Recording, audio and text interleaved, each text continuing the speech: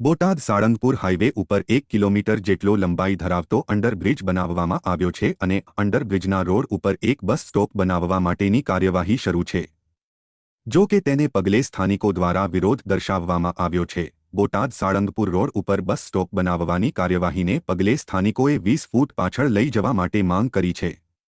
તેની પાછળનું કારણ હાઈસ્કૂલ 4 રસ્તા તેમજ શાળાઓ અને બરવાળા રાણપુર જતા લોકોનો પિકઅપ પોઈન્ટ છે। જો કે અંડરબ્રિજની બંને બાજુ સર્વિસ રોડ પણ તૈયાર થયો છે।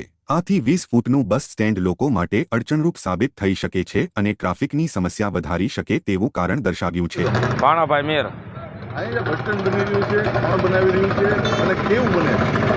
આ 40 ફૂટનું બસ સ્ટેન્ડ બને છે, રોડ 50 ફૂટનો છે અને સર્વિસ રોડ આખો ઢકાઈ જાય છે અને વાંહે સરકારી જમીન પડતર પડી રહે છે।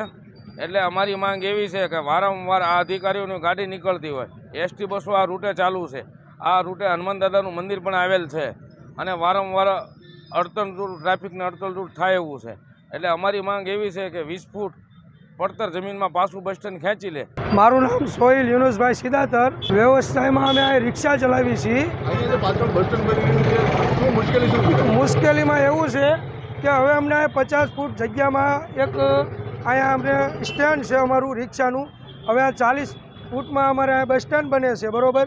હવે અમારે પહેલાં તો રિક્ષા ઊભી રાખવાનો અત્યારે પ્રશ્ન એવો થયો છે કે અમારે અમારી ગાડી ઊભી રાખવી ક્યાં?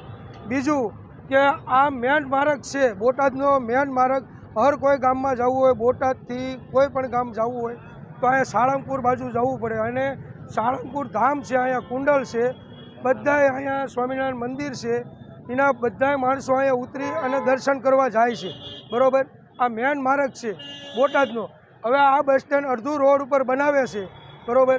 હવે આટલું ટ્રાફિક પોલીસ અહીંયા બિચારા પોલીસના જવાનો જે રહ્યા એ હેરાન થઈને ટ્રાફિક દૂર કરે છે, બરાબર। હવે આ બસ સ્ટેન્ડ જો અહીંયા બનશે તો અહીંયા વધારે પડતું ટ્રાફિક થાય છે, બરાબર, અને માણસોને નુકસાની થાય છે। આ બસ સ્ટેન્ડ અહીંથી બન્યા પહેલાં અહીંયા સરકારી જમીન પડી છે, એમાં દબાવી દેવામાં આવે એવી અમારી માંગ છે, બરાબર। રજૂઆત ચીફ ઓફિસરને કરેલી છે અને અવારનવાર અમે બધાને કહેવી પણ છીએ, પણ અમારું કોઈ માનતા નથી, બરાબર।